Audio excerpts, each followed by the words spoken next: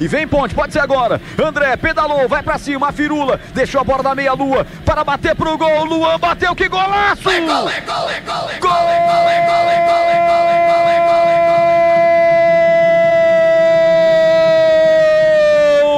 Da Ponte! Luan, camisa 9! Luan, camisa 9, que golaço!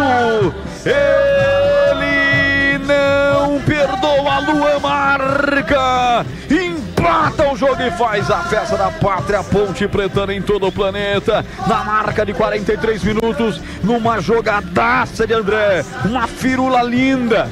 Passa o pé em cima da bola, penteia a bola, tem intimidade com a bola, ele solta a bola na meia-lua com carinho.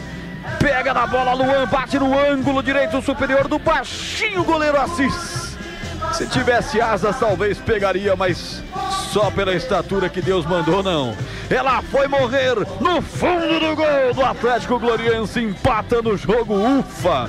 Ponte 2, Atlético Gloriense também 2. O que vale é o detalhe com Thaí Vladimir Catarino. Com a sua qualidade e individualidade, o André atraiu 3 jogadores para sua marcação, abrindo espaço para o Luan. E aí quando pediu, o Luan recebeu e com muita categoria escolheu o canto alto direito do goleiro Assis, que não conseguiu chegar, claro, não conseguiria. Belo gol da Ponte, tudo igual novamente, 2-2.